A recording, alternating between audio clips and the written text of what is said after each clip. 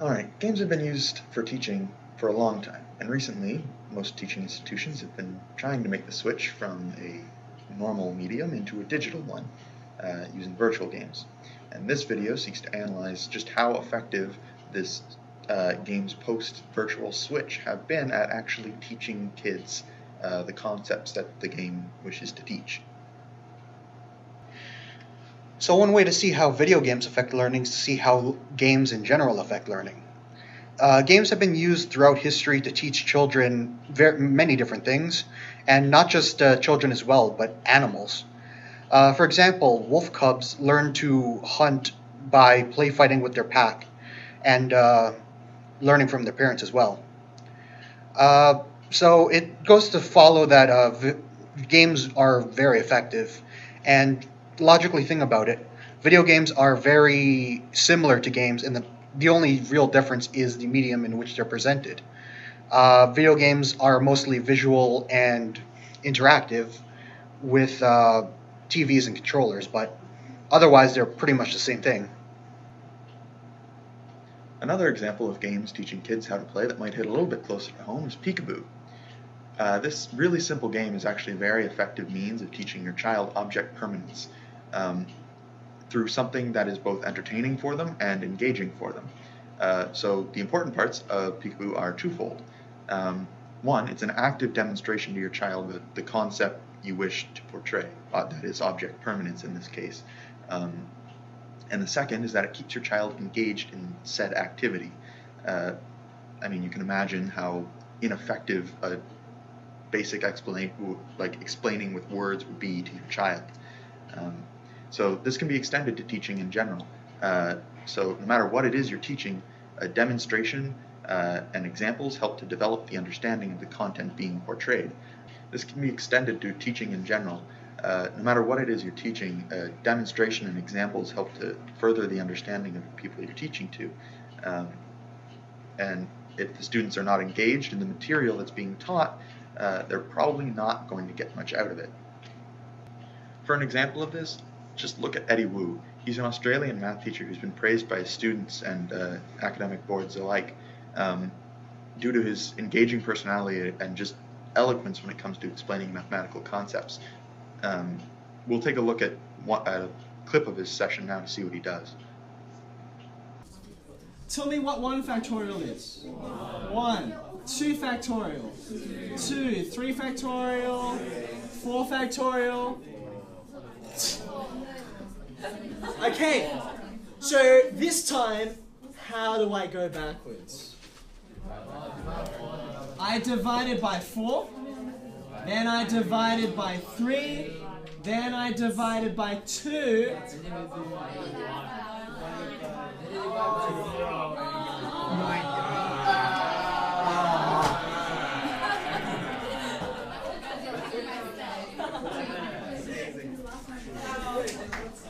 So video games, as mentioned earlier, are naturally interactive, which helps when it comes to learning. Because when something is interactive, you can get feedback on your methods and your actions and whether they're correct or incorrect. However, being interactive doesn't necessarily make something engaging, which is very important in the long run, as it keeps interest in the activity at hand. There are some cases where being engaging is furthered. For example, Manga High. Manga High is a website dedicated entirely to teaching students mathematics. But Manga High has plenty of issues. First of many of its issues is that many of its games are not actually entertaining games. It's like an assignment that's just been transferred to a virtual form. There isn't actually any engagement going on. They haven't been applied to some sort of practical scenario. It's the same as an assignment, just with the fancy user interface going on, and that feels really cheap to the students playing the game. It feels like it's trying too hard to be a game almost. However, Manga High does have one really important thing going for it when it comes to teaching kids and keeping them engaged in what Manga High is trying to do, and that's actually the fact that it has online leaderboards. schools can compete with one another after a student registers with a school, and as you play games, you get awarded bronze, silver, gold medals. All of these are worth points, and the more points that one school gets, the better they stack up against other schools. So it helps to keep students engaged, because anecdotally speaking, from when I was playing these games in high school, the competitions can actually get kind of intense at times. And so it helps to engage, even though the games themselves aren't engaging. It has a third-party aspect that helps in that regard. So an example of a video game that has been used to teach was actually Civilization. A study was done at a camp where Civilization was played, with situations ranging from Mesopotamia to the Industrial Revolution. So Civilization is essentially a game where you start out as a single nation on a map of a generated map of a world. Your goals are to expand your territory and collect resources, either through mining or tree cutting or fishing, etc. And interacting with other nations like India with Gandhi, for example. You can either act aggressively or peacefully, and depending on how you interact with people, you can gain certain benefits or start wars. So the study set up scenarios, historically accurate scenarios, using Civilization. And according to the study, the students went in and they played through these scenarios to see, A, what they would do, what each student would do in that scenario, and what they think about the scenario in the first place. So, for example, a World War II scenario in which they're deciding whether or not to nuke Japan. The study actually claims, due to the students developing an expertise with the game, that the interactivity and the choices presented within the game, that the students actually started to show a dramatic improvement in both their basic geographical skills and their understanding of historical concepts in just the 2 weeks that camp went on. So we've been focusing mainly on traditional learning such as mathematics and history, but video games can teach much more than that. Take Portal, for example. Portal was a game originally released on the orange box that gave the player a certain kind of gun. This gun could shoot both orange and blue portals, and when you walked into one, you appeared out of the other, and vice versa. So this was used mainly for puzzle solving and for physics gameplay. And while this was great in the first game, they actually added a lot more to the second game, including a co-op mode where two players, each with their own portal gun, could solve puzzles interactively, using both players as a source of portals and moving objects around the environment. Alright, so this isn't the multiplayer because we couldn't get that working, but we did manage to get some single player working for Portal 2. So this is a good example of where they teach you specifically what to do, because this laser is pointed directly at this plate, which differentiates it from the rest of the environment. So you can shoot a portal under it, and out comes a laser from the other side. So they also have this base right here, which is also highlighted because it has a light shining directly above it. So you can shoot a laser into it. So naturally you'd be looking this way, and the platform would raise. So what you have to do is make sure it's not shining in, jump on the platform, and then shoot where it is. Not bad. I forgot how good you are at this. You should pace yourself, though. We have a lot of tests to do.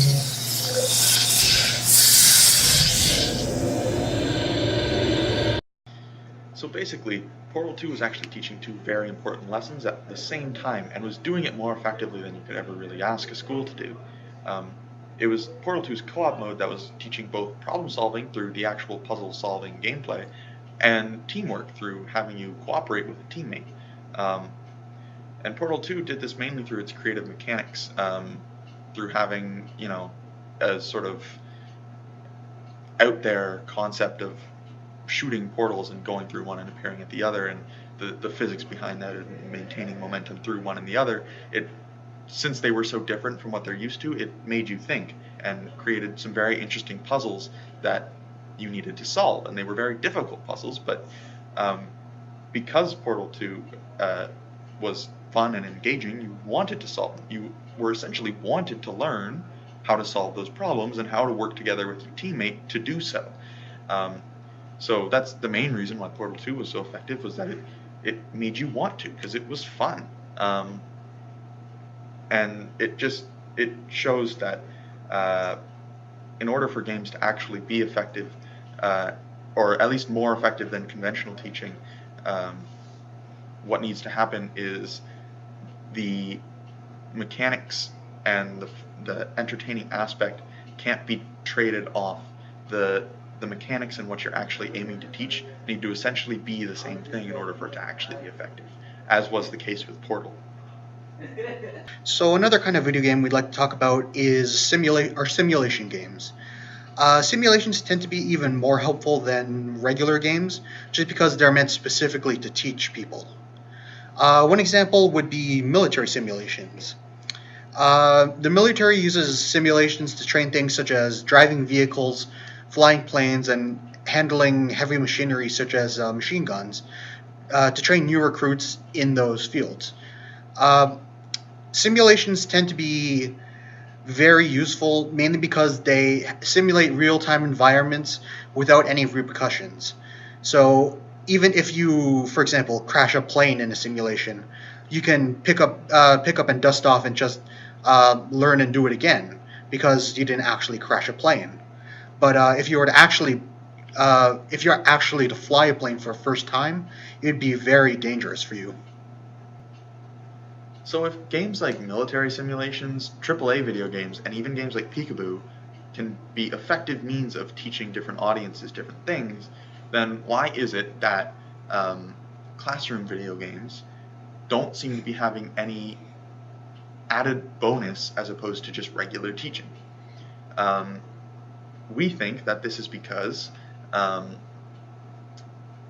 games that are used in classrooms are just sort of games for the sake of games. There's no intrinsic connection between the gameplay and the subject matter that's being taught. Or if there is that intrinsic connection, the gameplay isn't any more engaging than just a regular assignment. I mean, think about our Manga High example. That was basically just a math assignment about division, but with a fancy user interface going on. There was no actual extra layer of understanding to be gained from doing that, at least nothing past what you would get from doing a regular assignment. So if classroom video games and doing assignments are the same thing, then it would make sense that you get the same end result. So in order to remedy this problem, what you need to do is you need A, an engaging game, but B, that game needs to be fundamentally connected to the subject matter which you're trying to teach. I personally think that out of the examples we gave, Civilization was the best example of this. Civilization is incredibly engaging and fun to play, but in the scenario mode, it's real, actual scenarios that you can learn from and think, oh, what would I have done in this? And if I'm not doing the same thing that that actual historical leader did in that scenario, then why am I not doing it the same way? What reason? Those are the sort of questions and scenarios that build a deeper understanding that are just fundamentally not there in a lot of classroom video games, which is especially true in Manga High.